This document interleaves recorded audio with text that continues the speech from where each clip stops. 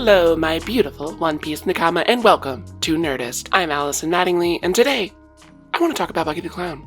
Can we talk about Buggy the Clown? I've been dying to talk to somebody about Buggy the Clown, because no exaggeration, no irony, I love this clown. Whether it's his personality, his story, his luscious blue locks, he's easily my favorite non-Straw Hat character in all of One Piece, and I'm certainly not alone in this. Being one of the earliest antagonists on Luffy's journey in any other shonen story, Buggy would have likely been nothing more than a one-off gag villain, there to be an early punching bag and never to be seen again, a Raditz of the East Blue, if you will. However, Buggy has not only become an endearingly recurring character throughout the narrative, but a particularly notable and, in many ways, deeply vital one at that. Like, if you had told me when I first read Orangetown all the way back in Chapter 8 that Buggy would be among the most key figures heading into the One Piece endgame all these years and 1,000+ chapters later, I would have thought you were telling a bad joke. But that's precisely where we are. From Orangetown to Impel Down, Warlord to Emperor, this is the tragic timeline of Buggy the Clown and his iconic rise through failure.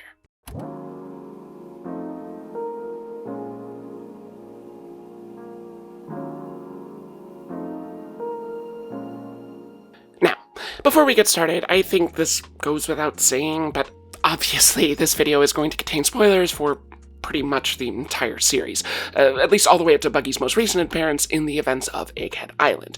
There will be some spoilers for recent developments in Elbaf and the manga as well, specifically regarding Shanks, but I'll try and give fair warning beforehand so you can skip past those bits if needed. So, all this to say, if you aren't caught up and are worried you might have something spoiled for you, please leave now and come back to this video after you're up to speed. Or don't. I'm a content creator, not a cop. Just don't yell at me in the comments. With all that out of the way, let's dive in. Heard joke once. Man goes to doctor. Says he's depressed. Says life seems harsh and cruel. Says he feels all alone in a threatening world where what lies ahead is vague and uncertain. Doctor says treatment is simple. Genius Jester Buggy is in town tonight. Go and see him. That should pick you up. Man bursts into tears. Says, but doctor, I am Buggy the Clown. Good joke. Everybody laughs. Roll on snare drum. Curtains. Our story begins in the West Blue, roughly 37 years before the start of the series, where Buggy the Clown is born on August 8th, 1485, a few months after Shanks' birth on March 9th. This is also presumably around the time that Gol D Roger and his crew first reached Lodestar, the final island of the Grand Line reachable through log posts. This isn't necessarily super relevant to Buggy, but it does feel rather symbolic that Shanks and Buggy's births align so well with the inciting incident that would send Roger and his crew on the hunt for Laugh-Tale, and eventually the One Piece. While little is known about the exact details of Buggy's origin at the time of writing this, there is a fairly significant event most fans have pinpointed as Buggy's official entry into the timeline: the infamous and mysterious God Valley incident, which took place the following year in 1486. Like Buggy's birth and most things at this point in One Piece history, the details are a little fuzzy as to what exactly went down in this notorious event. However, its impact is immense in a number of ways, not the least of which being this is presumably when both a baby Shanks and Buggy were adopted by the Roger Pirates in the aftermath of the conflict. To give a brief rundown of what we do know about the God Valley incident and why it is so significant to the One Piece timeline in general, this was essentially a world-altering battle that took place between the forces of the Roger and Rocks pirates, two of the most infamous and powerful pirates of the era, as well as the Marines, led by Luffy's grandfather, Monkey D. Garp.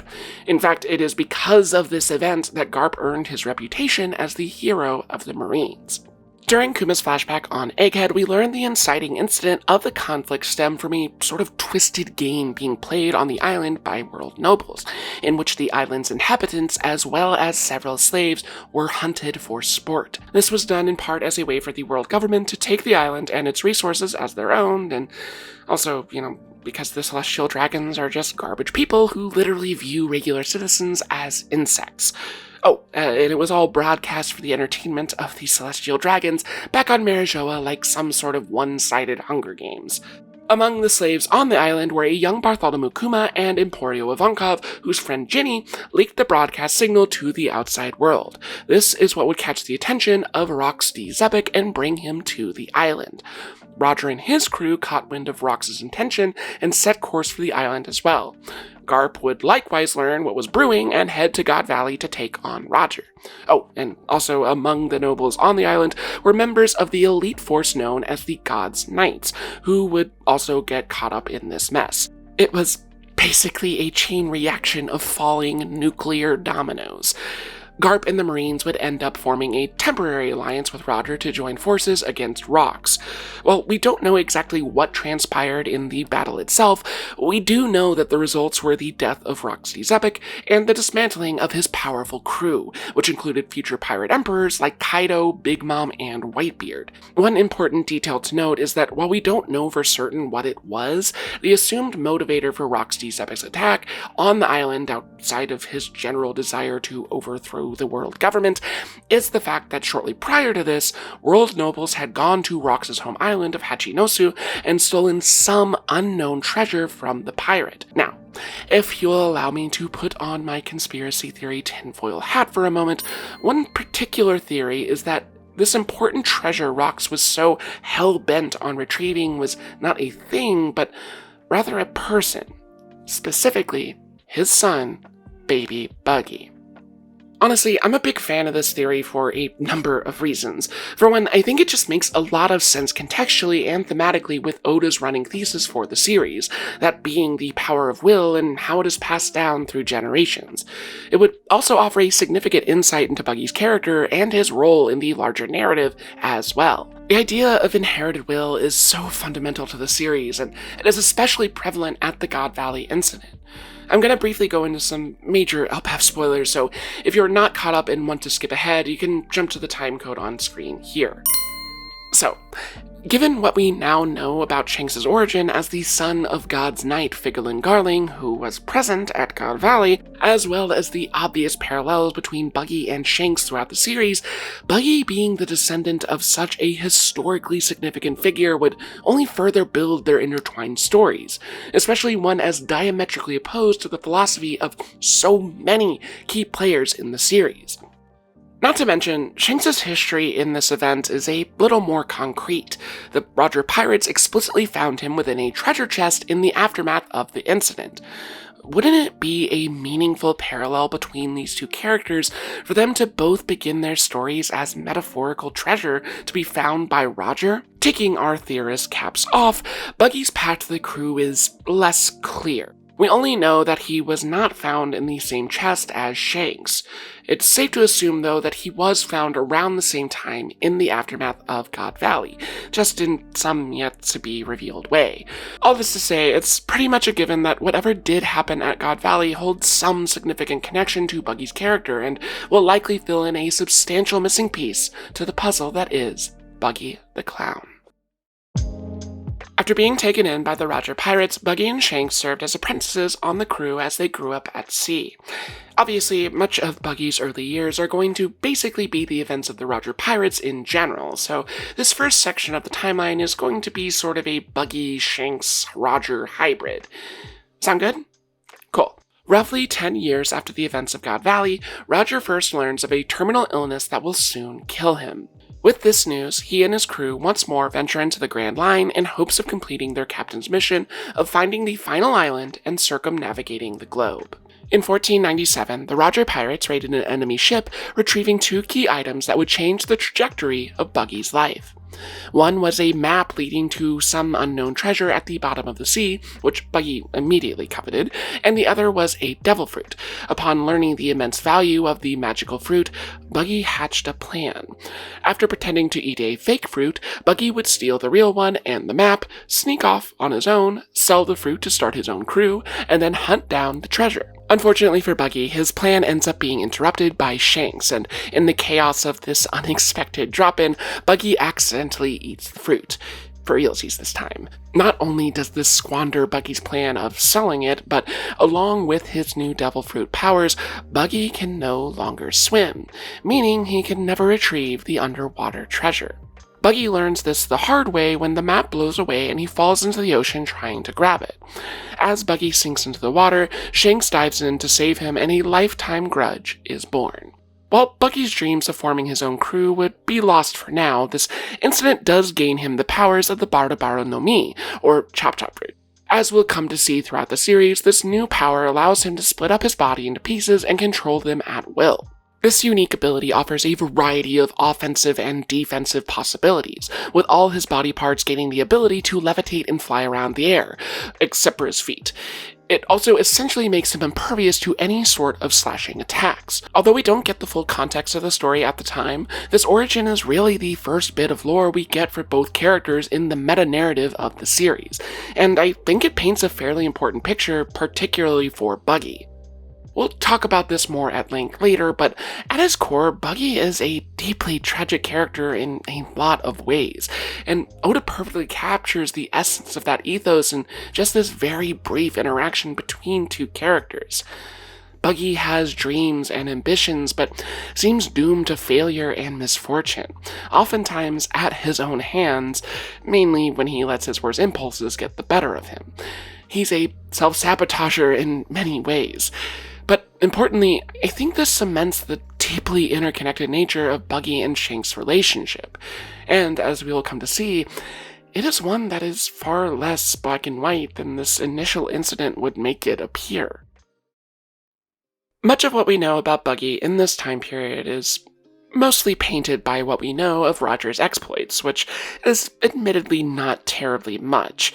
But we do have a few sort of greatest hits from the King of Pirates we can briefly touch on. One of those comes from the companion manga Volume 0, which was given out to theatergoers in Japan as a tie-in with the 2009 film Strong World. The film centers around a legendary member of the Rocks Pirates, Shiki the Golden Lion, who has a bit of a complicated status within the series when it comes to what is and isn't canon. For example, while the events of the film itself, wherein Shiki faces off against Luffy and the Straw Hat crew, are not technically canon, the companion manga outlining the main character's history in the context of the series lore is. So, that means we can talk about the Battle of Ed War, which saw Shiki reaching out to Roger to try and form an alliance that would carry on Rox's mission of, well, taking over the world. Essentially, the brief chapter shows us Roger's crew surrounded by the Golden Lion's forces off the island of Ed War in the New World. The New World being the name given to the second half of the Grand Line for those not in the know. There, we see a characteristically cowardly Buggy pleading with anyone who will listen to just do what Shiki says and join forces, lest they all be killed by the largest pirate fleet in the world. Roger, of course, tells Shiki where he can stick his offer, and an all-out battle commences that would go on to result in half of Shiki's fleet being decimated, Roger escaping, and the battle ultimately concluding in a draw. Oh, and Shiki literally getting part of a steering wheel lodged into his skull forever. Dude's just like, I'll make it work. That's One Piece, baby. Again, this is a very brief event that we're given context to. Like, the whole thing amounts to only 5 pages of manga, but it does further build Buggy's character by continuing to establish his personality. It's also kind of a fitting parallel to how we'll see Buggy portrayed in the events of the Paramount War, which feels very much intentional on Oda's part, considering the events of Strong World non-canonically take place right before Sabaody, which is essentially the kickoff to the Marineford saga. But we'll talk more on that later. I'll mention it here since we don't have an exact window of when it happened, but at some point in this period, Roger somehow snuck into Big Mom's headquarters and managed to make an etched copy of her road poneglyph. For a quick refresher, the poneglyphs are a mysterious set of large stone cubes engraved with strange carvings from the equally mysterious Dark Age of One Piece history known as the Void Century. These poneglyphs are scattered across the globe, and 4 red versions, known as the Road Poneglyphs, are the key to finding the final island Roger so desperately wishes to reach. That said, one detail we do know is that Roger used his ability to hear the voice of all things as a means of locating the stone in Big Mom's possession. This is a mysterious phenomenon only a select group of people seem to have the capability of hearing, though we still don't know what exactly it means or where it comes from. So, we got probably our most in-depth insight into the Roger Pirates from Kazuki Oden's flashback during the Wano arc. Roughly a year or so after the events of Ed War, the Roger Pirates would find themselves back in Paradise, the name for the first half of the Grand Line for those not in the know, where they would engage in another monumental battle with a former member of the Rock's Pirates. This time, the strongest man in the world, Edward Newgate, aka Whitebeard. And I know what you're thinking. Why is he called Whitebeard if he does not in fact have a white beard? Well, fun fact, it's actually because his name is derived from the Japanese name Shirohichi, which translates more broadly to white facial hair. While this more accurately coincides with his white mustache, it was translated to English as white beard to better keep in line with our established cultural connection to pirates, as well as to more directly parallel Teach's villainous Blackbeard. I know this was obviously a question tormenting your brains like it was mine when I first met the characters, so I figured I would just save you all the Google search. You're welcome. Anyway, back to the beardless action. These 2 legendary pirates literally duked it out for 4 days straight, before ultimately doing the pirate equivalent of hugging it out, i.e., swapping swag. I don't know, maybe they hugged it out too. I hope they did. On the Buggy front, this exchange is where he and Shanks first meet Marshal D. Teach, aka future villain Blackbeard, who was an apprentice on Newgate's crew. Buggy is notably the first to point out that Teach never sleeps, which Shanks is far less disturbed by than Buggy, who has a much more appropriate vibe check on this future baddie. The most important takeaway from this exchange, though, would be Roger convincing Whitebeard's 2nd Division commander, Kazuki Oden, to join his crew. By then, the legendary samurai of Wano had made quite a name for himself as a pirate on Newgate's crew. But more importantly, Oden was one of the few people in the world capable of reading the poneglyphs. After some convincing, Whitebeard reluctantly agrees to lend Oden to Roger for a year, and both crews depart the island. Initially, Buggy and the rest of the crew are less than welcoming to the former rival joining their ship, but things soon change as their adventures together begin. Shortly after the battle with Whitebeard, the Roger Pirates make their way to Jaya, where Buggy, Shanks, and Scopper Gavin explore the market. Buggy spots Oden taking some goods from a local merchant and notes that they're, quote, not supposed to steal from normal people, highlighting the Roger Pirate status as a more morally good force in the pirating world. However, as Buggy and co chase after Oden, they eventually find themselves surrounded by a group of hostile enemies. This is when they realize the island's inhabitants might not be quite as innocent as they initially assumed, and soon come under attack. Things culminate when someone tosses a grenade at Oden's feet, catching him in the explosion. Buggy and the group think him dead, but the stone-cold samurai emerges from the smoke, much to Buggy's awe. This seems to be the turning point for Oden's acceptance on the crew, or at least for Buggy and Shanks. The rest of the crew would appear to likewise be won over later that evening, however, when Oden prepares a delicious feast of, well, Oden. By the time the Roger Pirates depart Jaya, Oden seems to be a fully accepted member of the crew, as Buggy, Shanks, and the rest of the ship cheerfully sing Binks's brew together in camaraderie.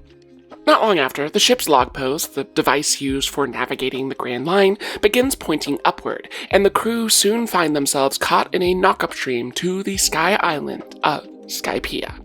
There they are greeted by the god Dawnfall, and we see a variety of adventures the crew partakes in as they explore the new island. Eventually, Roger and his crew would arrive at the golden city of Shandora. There, they find the legendary Great Belfry, and more importantly, a Poneglyph. Buggy is, of course, far more infatuated with the giant golden bell, and asks Roger how they get it back with them. Roger, more preoccupied with the knowledge of the Poneglyph, tells Buggy he can come back and get it when he is a captain someday. It's here that Roger makes mention of voices echoing from the Poneglyph, again alluding to his ability to hear the voice of all things as almost a sort of Poneglyph radar. Oden deciphers the text and reveals the Poneglyph holds information related to the ancient weapon Poseidon. Roger then instructs Oden to inscribe his own message into the Great Belfry beside the Poneglyph. The message reads, "I made it here, and I will guide this passage all the way to the farthest ends of the earth. The stormiest seas will not stop me. Pirate Gol D. Roger." With the help of Dawnfall and the giant octopus balloon, the Roger pirates return to the Blue Sea and continue their quest for the Poneglyphs and the final island. Shortly after their return from Skypiea, a conversation comes up where Oden and the mink members of Roger's crew, Dogstorm and Catviper, reveal that they each have a road poneglyph back in their homelands of Wano and Zo, respectively. Those, along with the etching Roger took of Big Mom's poneglyph, would give them 3 out of the 4 needed to find the final island. Needing repairs from their journey back down from Skypiea, the Roger pirates then set course for the island of Water 7. The crew, including Buggy, are happy to reunite with the shipwright Tom, who originally built their vessel, the Oro Jackson. We also see a young Frankie, or I guess at this point Cutty Flam, who had recently been left on Water 7 by his pirate parents. We only see Oden interact with him, so it's not super important to Buggy's timeline, but I love Frankie, and it adds some context to where we are generally in the story, so I wanted to mention it. With their ship repaired, the Roger pirates set sail once more, where we see a montage of different islands they discover on their hunt for the Poneglyphs. After a quick stop in Sabaody, the crew descend to Fishman Island, where, along the way, Roger once more hears the voice of all things, this time through the giant sea kings swimming around them. They mention the birth of their sovereign is at hand, referring to the ancient weapon Poseidon. The pirates arrive at Fishman Island, where they encounter the newly crowned King Neptune. After a brief standoff outside the gate, Roger and his crew are eventually welcomed in, where they are taken to the island's road poneglyph. It happens to sit next to a regular poneglyph that is revealed to contain an apology from an ancient figure from the Void Century known as Joy Boy. The crew likewise learn more about the prophecy foretelling Poseidon's birth, assumed to be Neptune's yet-to-be-conceived daughter. As the crew depart Fishman Island and enter the New World, we see a few more stops at unnamed islands on their journey. Sadly, just as the crew finally approach Wano, Oden's wife Toki falls ill and must stay in Wano with their children. Dogstorm and Catviper vow to stay and protect them, and Oden reluctantly agrees to continue on without them. As the crew lands on Wano, Oden has a bittersweet and brief reunion with his friends before grabbing a copy of the road poneglyph and quickly setting sail once more. From there, they set course for the nearby mink homeland of Zo, where they are taken to the final road poneglyph and are at last ready to head to the final island. As the crew stops at a port town to plan their voyage to the final island, Buggy quickly and mysteriously comes down with some sort of illness. Despite his pleas to Roger, Buggy's fever is too severe and he is forced to stay behind. Shanks selflessly chooses to stay back with him, saying that they'll go to the island together on their own ship someday. It's heartbreakingly sweet. Now, there are some theories that there might be more to Buggy's illness than just coincidence. After all, the timing is definitely suspect.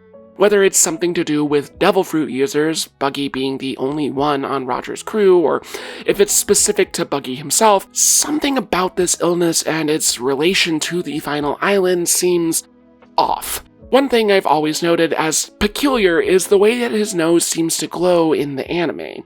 Now, this could obviously just be a way of emphasizing the severity of his fever or a stylistic choice for animation, but I do find it significant that Buggy's nose has been explicitly noted as being a natural feature of his face, and yet we have never seen any other characters bearing this sort of trait.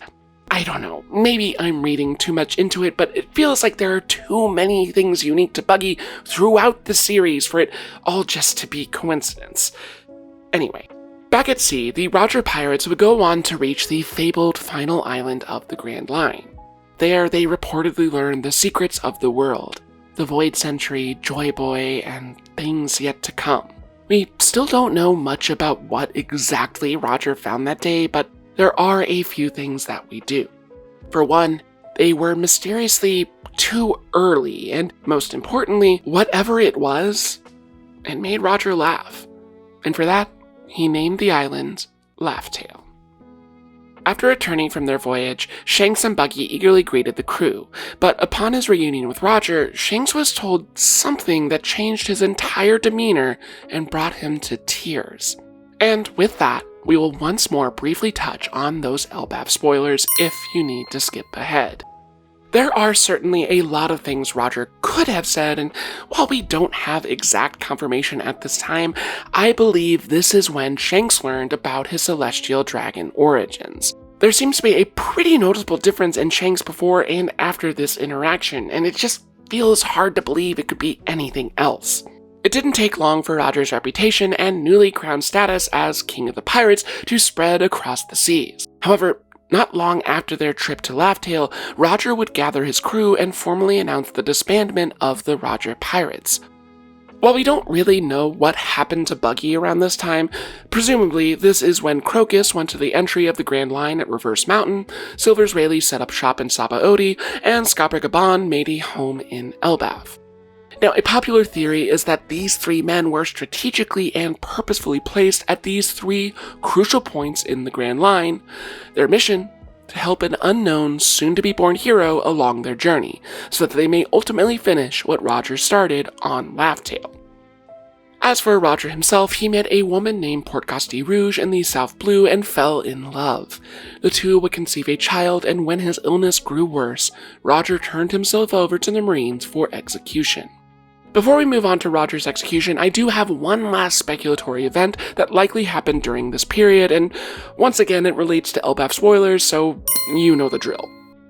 I think this is when Shanks returned to Marijoa. While we don't have an exact window for when this took place, in chapter 1138, Shanks' brother Shamrock mentions that his estranged twin once returned to the Holy Land, but, quote, preferred the filth of the lower world. My theory is that after just learning the truth of his birth and losing the only family he had ever known, Shanks returned to his homeland that was revealed to him by Roger. Obviously, things didn't go great there either, which likely resulted in this sort of lost identity crisis state Shanks seems to be in at Roger's execution. There are obviously still missing puzzle pieces to fill in the full picture, but this feels like the logical place this event would fit, especially since he and Buggy seemingly went their separate ways post-Roger, and did not reunite until the execution. Speaking of... At Loguetown in the East Blue, the place of Roger's birth, the Pirate King faced his death. With his final words, Roger kicks off what will come to be known as the Great Pirate Era, inspiring a generation to take to the seas and claim the One Piece. At 1515, Roger met his end. There were several notable figures in attendance that day, including Shanks and Buggy, as well as future warlords of the sea like Doflamingo, Gecko Moria, Mihawk, and Crocodile. Following the execution, Buggy confronts Shanks after his former crewmate and best friend tells him that he no longer wants to pursue the One Piece. Shanks notes that he will still be a pirate, but that it's, quote, not what he wants to fight for right now. He extends a hand asking Buggy to join him, but Buggy refuses, running away heartbroken and declaring that from that moment on, they would be enemies. For all of Buggy's bluster and embellishment of his hatred for Shanks throughout their childhood, this feels like the true origin of Buggy and Shanks' fractured relationship, and it is one not built on hatred or anger, but hurt and loss. Not of a map, but of a dream. You see, in spite of everything, I don't believe Buggy aspires to greatness. He doesn't want to be a leader, Buggy is greedy and materialistic, yes. He likes the appearance of greatness, the idea of it, but at his core, I think Buggy is more so drawn to the greatness in others, inspired by it. He thrives on and needs the dreams of others to give him direction and purpose. Take his experience on Skypiea. When presented with the materialistic treasure of the bell or the symbolic treasure of knowledge represented in the Poneglyphs, Buggy instinctually wants the bell. However, it is because of Roger that he sees something greater before him. I believe at his heart, Buggy sees and longs for the same greatness, but knows he cannot achieve it on his own. That's why he needs Shanks. Shanks is his log pose. He's what gives his life meaning and direction, and at Roger's execution, Shanks essentially crushed that log pose in front of Buggy's face. Buggy didn't just lose a best friend or a crewmate that day. He lost his purpose. He lost his will.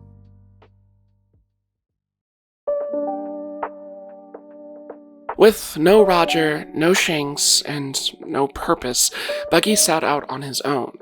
Not having the ambition anymore to return to Laugh-Tale or seek out the One Piece, Buggy instead settled for a far less grand adventure, taking home in the East Blue where he could terrorize the weakest islands of the weakest ocean in the world of One Piece.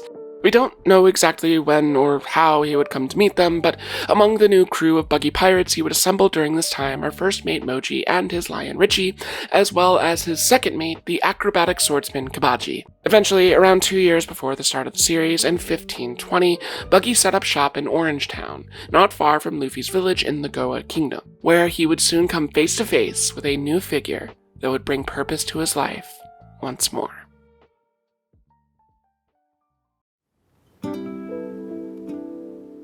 This finally brings us to the story of One Piece proper.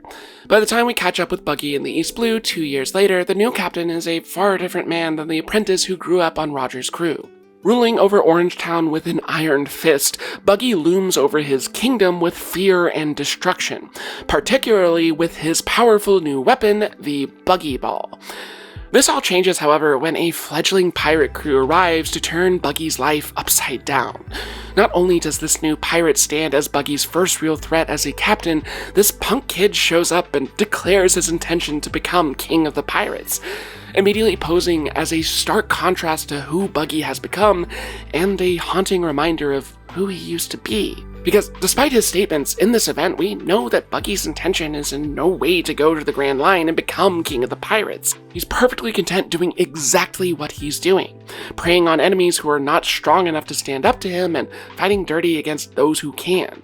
We know he doesn't want to become king of the pirates, but I think what really makes this comment from Luffy cut deep is how it reminds him of Shanks.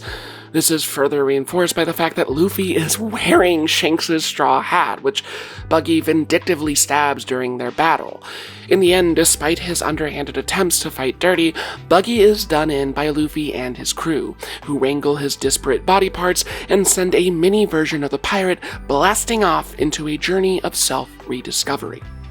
In hindsight, I think there's a lot to unpack from this first encounter with Luffy. For one, it feels really significant that Buggy leaves his own mark on the symbolic straw hat during this battle. In a weird way, it sort of forever bonds Shanks, Roger, and Buggy within it, Luffy carrying these three figures with him from the very beginning of his journey. It also adds an extra layer to the theory that Roger pirates were purposefully placed at key points on the road to the One Piece, while the previously discussed members await on the Grand Line. In a way, Shanks and Buggy served as equally important waypoints for Luffy. Not only that, but one aspect of Buggy's introduction in the series proper that I don't think is discussed nearly enough is his appearance and just how much it mirrors Roger. Everything about his wardrobe in Orangetown is blatantly inspired by what Roger wore as captain. The scarf, the jacket, the hat, it's all very obvious when you notice it, especially as the series progresses and you realize almost nobody else dresses like this. Those who may have made this connection without knowing the full context would probably chalk it up to more of a gag than anything. After all, it would make sense that a character who is as outwardly arrogant as Buggy in Orangetown would model their fashion sense after the king of pirates, but with the added knowledge of the two characters' relationship, it becomes something much deeper. Buggy is literally a child dressing up in their father's clothes, trying to fill shoes far too big for them. It alludes to and further builds the duality of Buggy's character. He's a pirate who admires greatness and inwardly longs for it, but does not possess the will to go out and truly achieve it. It's why he is where he is. He doesn't know how to exist without Roger or Shanks, so what does he do? He does his best to hide behind the image of what he thinks a great pirate looks like, in the hopes that maybe it'll make him one, or at least fool others into thinking he is.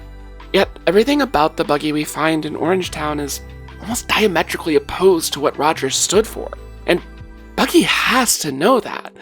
Think back to when Oden first joined the crew and the encounter they had in Jaya. Buggy seemed morally averse to the idea of harming innocent civilians and was repelled by the idea that Oden had stolen from one. In fact, Roger's philosophy seemed to largely be pacifist. He truly embodied the sort of idea of piracy that Luffy does, that being the pursuit of freedom, not power. And again, the version of Buggy who terrorized the East Blue and held an entire town captive is not living a life their father figure would be proud of. I think that is indicative of a person in pain, and it's a pain that Buggy is finally forced to confront with his new rival. After his initial encounter with Luffy, Buggy is a shell of his former self, both metaphorically and physically. In a series of chapter cover stories and a few anime filler episodes, Buggy gradually goes on a mini-adventure to recover the rest of his body and reassemble his crew. After surviving run-ins with hostile wildlife, Buggy eventually finds himself in the island of strange animals, home to the pirate trapped in a treasure chest, Gaimon. The two initially butt heads, but by that night are sharing drinks together by the fire and become fast friends. While the anime episodes are not technically 100% canon, I do like that they expand upon Buggy's relationship with Gaimon during this encounter. After all, it feels very intentional that Oda chose this specific character for Buggy to cross paths with. For context, Luffy and the Straw Hats also encountered Gaimon after leaving Orangetown, and we learned the full story of how he came to be trapped in the treasure chest. Essentially, Gaimon and his crew came to the island around 20 years earlier, hunting for treasure only to find nothing but a single empty chest. However, as the rest of his crew is preparing to leave, Gaimon investigates a cliff in the middle of the island, where he finds several treasure chests on top. Unfortunately for Gaimon, he fell from the cliff, lodging his body in the empty chest below. As the rest of the crew left on without him, Gaimon was left alone, trapped in a box with the treasure he so longed for just out of reach. During the Straw Hats' visit, it would be revealed that the chests atop the cliff were, in fact, empty as well. Although there are plenty of theories as to what sort of greater meaning Gaimon could still have in the series, he ultimately serves as a symbolic cautionary tale of a character, and one more so for Buggy than Luffy.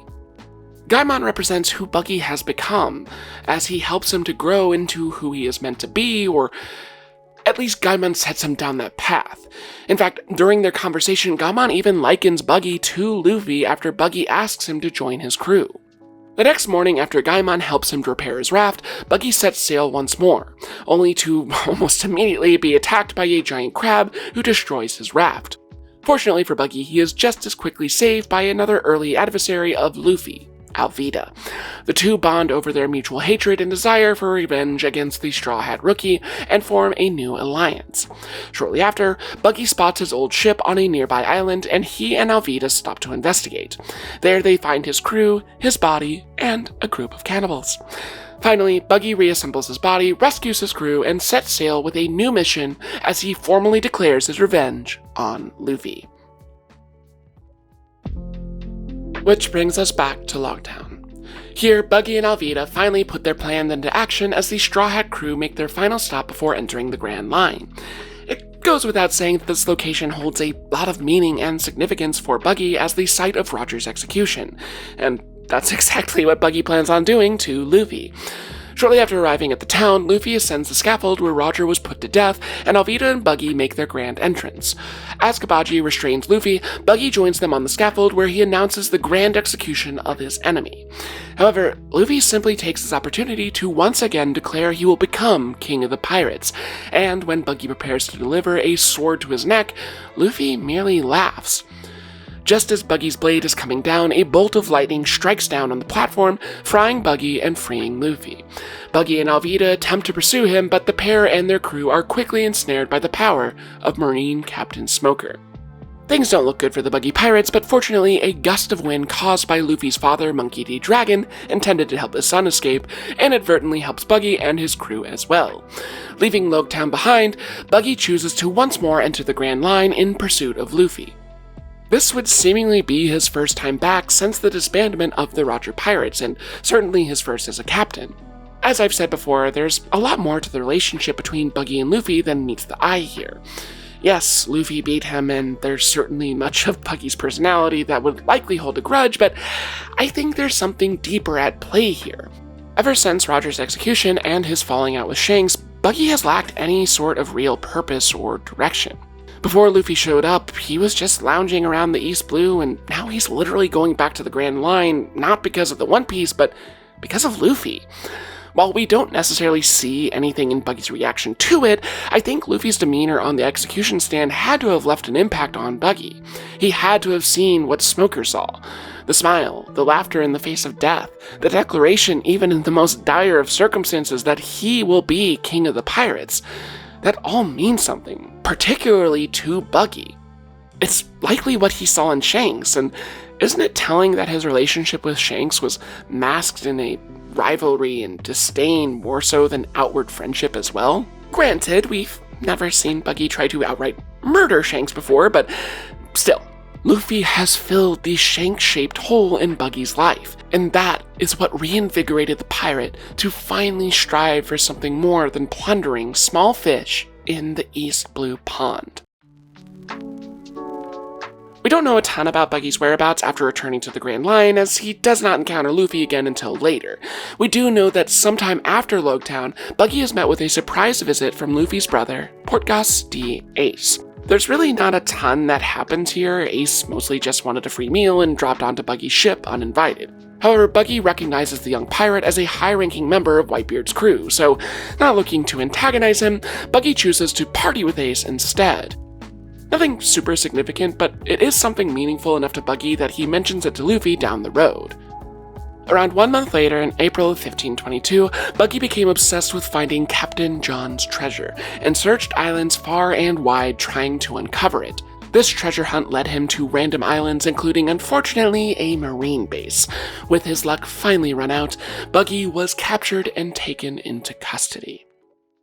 After his capture, Buggy was taken to the underwater marine prison stronghold of Impel Down, where he was placed in level 1 among the weakest of prisoners. Of course, not long after his arrival, Buggy mounts an escape plan from the inescapable fortress. That's when he comes face to face with the last person he expected, or probably wanted to see, Luffy. On a mission to save Ace from execution, Luffy has broken into Impel Down to break his brother out. Buggy reluctantly forms a temporary alliance with Luffy, offering his assistance in exchange for an armband Luffy is wearing that is secretly a treasure marker for Captain John's treasure. And the two work together as they navigate through the prison. Early on, Buggy accidentally slips what the true value of the armband is, and Luffy just straight up is like, "That sounds cool. Here, I better give it to you now so I don't forget later." And Buggy is just speechless at the pure wholesomeness of Luffy. It's wonderful. Whether it's Buggy initially thinking Luffy is there to save him, or Buggy having an emotional reaction when likening Luffy's devil-may-care attitude to Shanks, there are just so many amazing moments like that between these two in this arc that really builds their love-hate relationship. It's what makes Impel Down one of my favorite parts of the entire series. Despite Buggy's best efforts to take the armband and run, however, the pair find themselves perpetually crashing deeper and deeper into the prison, with Buggy dragged along as a reluctant participant. That said, Buggy's power and instincts do end up serving an essential role in the events of Impel Down, whether it's floating him and Luffy through the Crimson Hell of Level 1, his travel-size version of the Buggy Ball rebranded the Muggy Ball to take out enemies on Level 2, or his general grandiose nature that cultivates an army of prisoners around him as the escape escalates. On Level 2, the pair encounter multiple beasts from hell, including a basilisk, a giant praying mantis, and Moo Dang for some reason, if you're watching the anime. More importantly, the duo happen across another former adversary of Luffy's, Mr. 3, who joins Luffy and Buggy to help navigate to Level 3. Of course, he and Buggy form a quick friendship as they both intend to betray Luffy the first chance they get, which they do after crashing down to Level 3 during an encounter with a Sphinx. As Luffy continues punching his way onward, Buggy and Mr. 3 begin their own mission to escape the prison, when they come across another former Baroque Works agent, Mr. 2 Bon Clay. After setting them free, Bon Clay goes off to join Luffy as Buggy and Mr. 3 continue on their own.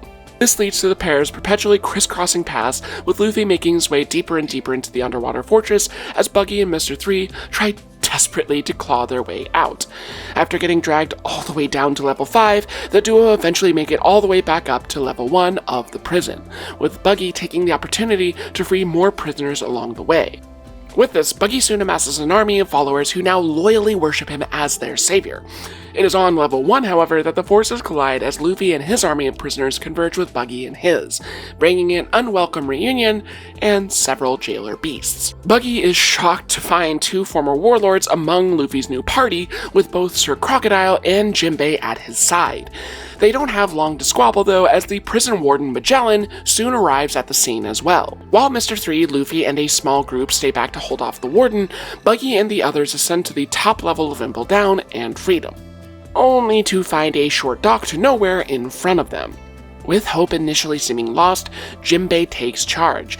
Using his natural fishman skills, he, Crocodile, Mr. 1, and Buggy set off on a large wooden door from the prison to commandeer a marine ship. Luffy and the rest of the prisoners eventually make their way onto the ship as well, and the team celebrate their successful escape. Their celebration is premature, however, as the only path forward is blocked by the colossal gates of justice ahead, leaving them nowhere to run. Bon Clay has one final sacrifice for Luffy, however, as they stay behind to impersonate Magellan and trick the guards within Impel Down to open the gates. With the ship safely sailing away from Impel Down and onto Marineford, the crew mourn Bon Clay's sacrifice. It's about that time that Buggy and the rest of the prisoners who were not part of Luffy's crusade learn that the ship is heading towards the marine base and not freedom. With no means of escaping on their own, the group are forced to go along with the situation. Around that time, a transponder snail call to the ship reveals the Marines' assessment of the situation, identifying Luffy and Buggy as the ringleaders of the prison escape. The Marines also reveal that they have uncovered Buggy's past as a member of the Roger Pirates, as well as his close relationship to Shanks, and admit to underestimating him. This further builds the persona of Buggy's legendary pirate status, slowly growing out of his control.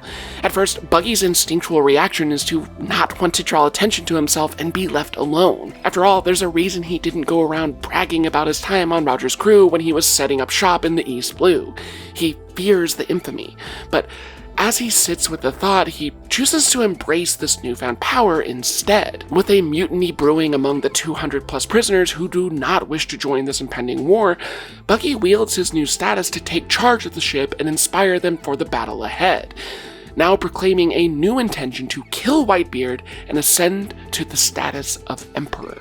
With that, the ship sails united in their mission toward Marineford and the brewing Paramount War. Before we move on to that, however, let's briefly look at what a pivotal moment in Buggy's trajectory Impel Down ended up being. I don't know how to overstate what a turning point this is in Buggy's status among the pirating world. He went into that prison a nobody, a level 1 pirate the guards didn't even care enough about to know he had devil fruit powers. My sweet baby clown boy came out of that prison a goddamn pirate legend. A sort of myth of Buggy was born in Impel Down. The grandiose persona Buggy had always held of himself was soon shared by an army of pirates. It's kind of like the idea of devil fruit as Vegapunk explained on Egghead. Buggy believed in and longed for something enough that he basically willed it into existence. Not only that, but it's also a very intriguing parallel to Luffy. As Mihawk will soon note during Marineford, one of Luffy's greatest powers is his ability to draw people to him and inspire them to his cause. The same can easily be said for Buggy, whose influence has been just as essential throughout this ordeal. Even Jinbei notes this trait after his speech on the ship. He may not personally embody the courageous or noble qualities Luffy possesses, but he does sell that persona very well. And as we've discussed before, though he may not live up to it, I do believe these are qualities Buggy aspires to. You can see it in his reaction to the selfless acts of others like Luffy or Bon Clay. Buggy clearly holds a great reverence to that level of heroism, he just lacks the will to achieve it himself. But even without it, he still has the power to inspire and bond together the sparks of rebellion, just using his own sort of personal brand of drums of liberation.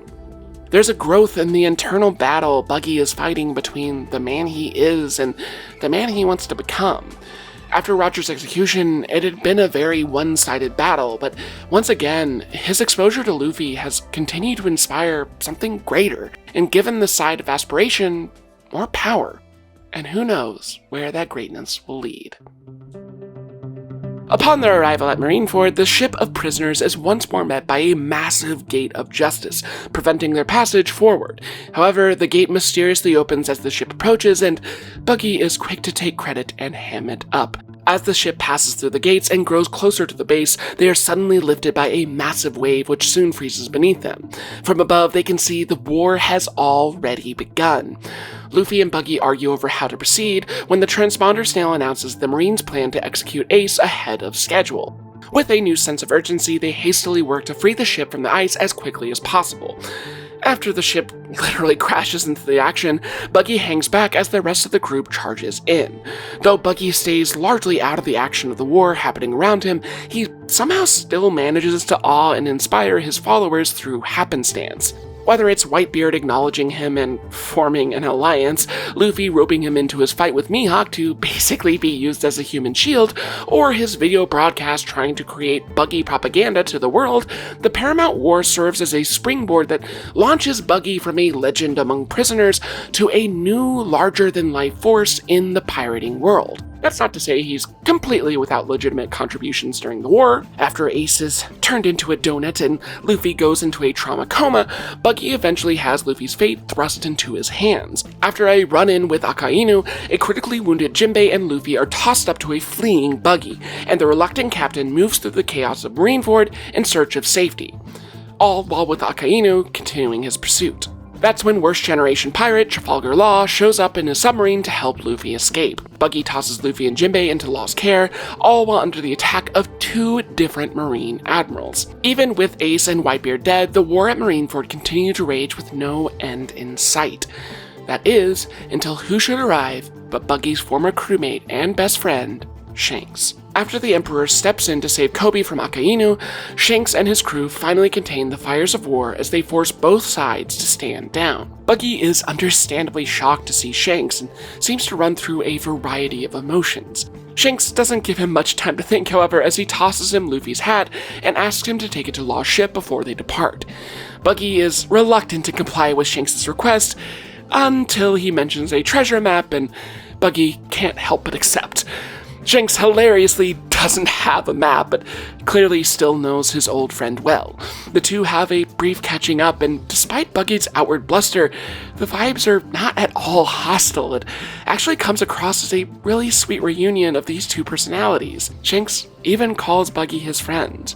All in all, the Paramount War stands as a sort of interesting dichotomy to Impel Down when it comes to Buggy as a character. In Impel Down, we see a much more driven and legitimately impactful version of Buggy. Is he still cowardly and selfish? Sure, but his goals at least align with the larger task at hand and ultimately result in him acting with more of a focused purpose. With his back pushed against the wall, Buggy took action and willed his way out of that prison even before Luffy showed up. Would he have been successful on his own?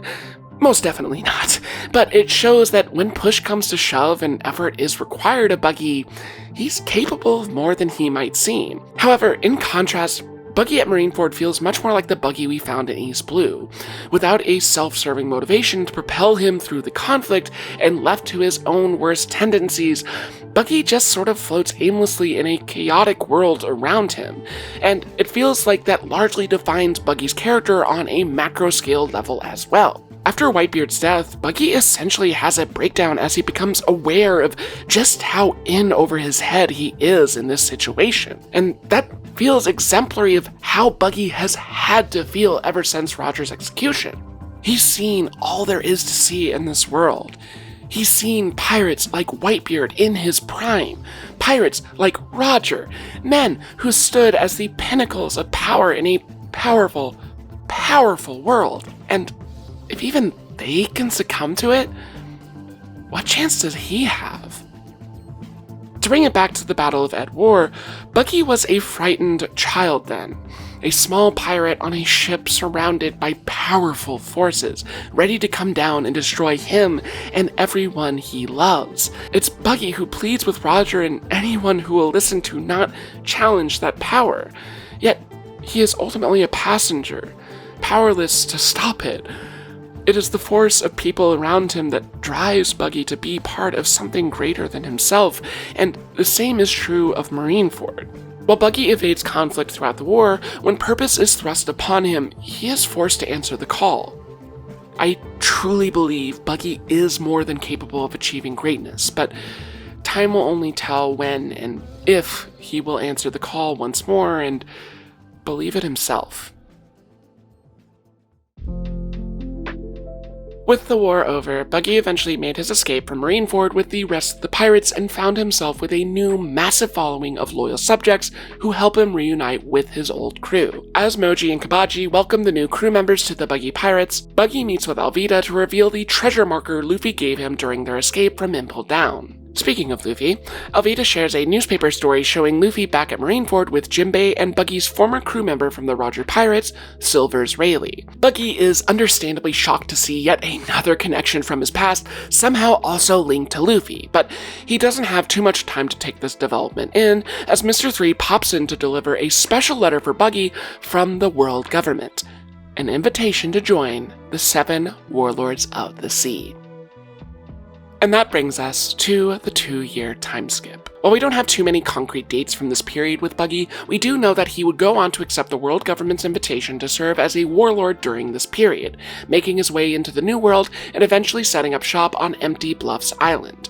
Additionally, Buggy would use his newfound legal protections and a loan from Crocodile to start a new criminal enterprise as well, called Buggy's Delivery. This new scheme would see Buggy lending out his ever-growing army of followers as a sort of mercenary service for hire. Outside of his general assortment of Impel Down prisoners, Buggy also notably added the giant Hyruden to his roster during this time. The most important change during this period, however, would be that of Buggy's appearance. Gone is the Roger-esque aesthetic that defined his early years as a pirate captain. Instead, Buggy has adopted an even more absurd attempt at appearing larger than life. Although I'm personally not a big fan of Buggy's new look, I like a clown in uniform, thank you, I do recognize its symbolic purpose. If Buggy cosplaying as his father was too subtle a sign of his insecurities, Buggy's new getup is a flashing neon sign Freud could see from space. Ironically, the bigger Buggy tries to make himself seem, the more that hurt little Buggy inside shines through. February of 1524, Buggy would receive word of Doflamingo's defeat at the hands of Luffy and the Straw Hat Pirates. This would end up serving as a major victory for Buggy as well, with Doflamingo and his criminal empire previously standing as his biggest competition. With Dofi out of the picture, Buggy's Delivery quickly takes over the military market in the One Piece world. Unfortunately, the aftermath of Luffy's victory in Dressrosa also brings the news that Hyruden and his fellow giants would be quitting Buggy's Delivery. Buggy notes what a blow this is, with the giants apparently being one of their top earners. The real salt in the wound, though, is that they have left to join the newly formed Straw Hat Grand Fleet, allying with Luffy. On March of 1524, the 7-day conference of world leaders known as the Reverie took place in Marijoa. During this summit, King Cobra of Alabasta and King Riku of Dressrosa would propose the motion to abolish the Warlords of the Sea, citing their kingdom's past suffering at the hands of Crocodile and Doflamingo. On the 4th day of the reverie, the motion would pass by majority vote, and the Warlords of the Sea would officially be no more. With his protections under the world government now gone, Buggy soon found himself surrounded by Marines along with the rest of the former Warlords. Fortunately, or unfortunately, depending on how you look at it, Crocodile arrives at the island during the siege and takes out the Marine ships. However, he is not there to save Buggy, but rather to collect on the money he lent him to start Buggy's delivery. It turns out Crocodile is looking to start up his own criminal enterprise and needs the capital. Buggy, not being the best of businessmen, does not actually have that kind of money despite his company's success. Croc initially opts to sell Buggy into slavery, but Buggy quickly convinces Crocodile to join forces with him instead. Offering his vast resources already established with Buggy's delivery, Buggy sells him on the idea as a means of paying off his debt. With the recruitment of another former warlord, Dracula Mihawk, the new criminal organization of Cross Guilds is born. There's one problem though. Buggy's followers worship him so much, they naturally center Buggy as the figurehead of the team, with posters seeming to present Crocodile and Mihawk as his subordinates. Shortly after its debut, Cross Guilds becomes a massive force of power in the world of One Piece, resulting in the deaths of several high-ranking Marines. This would eventually lead to Buggy being crowned one of the 4 Emperors of the Sea after the defeat of Kaido and Big Mom in Wano. While this initially irritates Croc and Mihawk, who take offense at the idea of serving under someone like Buggy, they eventually accept it, seeing the benefit of letting Buggy take on the heat associated with being an emperor. In April of 1524, Buggy would gain a new ship for Cross Guilds to sail under, which, due to its appearance, only brings on the wrath of his partners once more. However, this time something has changed in Buggy. As the newly crowned emperor hangs from a hook, his body badly beaten and tortured, Buggy has a moment of reflection on his life, his mistakes, his dreams. Timidly at first, Buggy begins to speak up, uttering the legendary achievements of Roger: wealth, fame, power. Crocodile commands silence, but Buggy persists with more conviction. In this shining moment of clarity and passion, Buggy voices what being a pirate means to him. It's about adventure, it's about dreams, and for the first time, Buggy admits to the fact that his dream died at Roger's execution. But it didn't die when Roger did, it died when Shanks let him down. With Shanks having recently declared his own intention to finally go after the One Piece, Buggy is filled with a new sense of purpose as well, as he emotionally proclaims that he wants to be king of the pirates. Interestingly, he mentions wealth, fame, and power again, but as almost a secondary, separate thing, and an afterthought. I just find this significant as it seemingly implies that being king of the pirates means something more than those things to Buggy, or at least it does now. In fact, the whole declaration is filled with a sincerity we've rarely, if ever, seen from this character. The build-up even invokes Robin's iconic "I want to live" moment from Enies Lobby, which I consider to be one of the most emotionally impactful and profound of the entire series.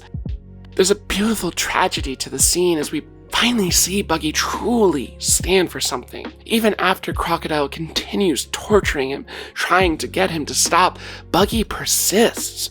He uses a transponder sail to echo that message of hope and dreams out to his followers, filling them with an excitement and enthusiasm for their captain's new goal of claiming the One Piece. A new dawn is beginning in Buggy. In a lot of ways, Buggy's journey moving forward seems to be one of self-rediscovery, because the captain of the Buggy Pirates all the way back in Orangetown is not the same one at Cross Guilds. Buggy seems to have found his will, found his dream, found the ability to inspire and be inspired again. There seems to be a shift in who Buggy wants to be. For the first time, his declaration was not a ruse. It was not meant to manipulate or exaggerate. It wasn't done for anyone but himself. If we look back at Buggy's journey throughout the series, there's one sort of consistent theme we see: fear. And if we look back at the series as a whole, the consistent theme throughout is the power of will. And if Green Lantern has taught me anything, and it has, it's that fear is the enemy of will. Unlike Luffy or Roger or any number of characters we've met throughout the seas of One Piece who seem to be born with an innate sense of will, the will of D, if you will, Buggy did not come to this quality as naturally or as easily. Where characters like Luffy had this fire of dreams burning brightly within them their whole lives, Buggy's flame is more fragile and has been extinguished more than a few times, yet my sweet clown boy persists. After bathing in the warm glow of so many strong wills around him, Buggy was plunged all alone into the cold darkness of the world. Yet the embers were still glowing deep down within him. And now, as he sits bloody and lower than he has ever been in his life, the flames in Buggy have finally ignited into a burning sun that might just complete Roger's dream. Whether you love him or hate him, it's hard to argue that there are few characters as deeply important to the story of One Piece as Buggy the Clown. Hell, I'd say he's certainly had more of an impact on Luffy's journey than Shanks has. Shanks hasn't spoken to him in years. Buggy has been through thick and thin with that rubber boy. In a weird way, they've both propelled each other's stories in different yet significant ways all throughout the series and are now deeply intertwined. As I mentioned before, they also share a lot of the same qualities. They each share an innate ability to draw allies around them. They each share connections to both Roger and Shanks. And they both share a grand romanticism when it comes to being a pirate. Sure, Buggy strayed from this idealistic love of adventure, but it's no coincidence that Luffy brought him back to it. In their first interaction, when Luffy tells Buggy he's going to be king of the pirates, Buggy's response is that if Luffy's a pirate king, that he's a god. Whatever is going to play out in the One Piece endgame is anyone's guess, but if there's one thing I'm betting on, it's my boy Buggy, god of the pirates. And with that, thanks for watching. Be sure to let us know your thoughts on Buggy in the comments, and while you're there, let us know if there are any other characters you'd like to see a timeline for next. Don't forget to like and subscribe, and for the latest and greatest in the world of pop culture, stay tuned to Nerdist.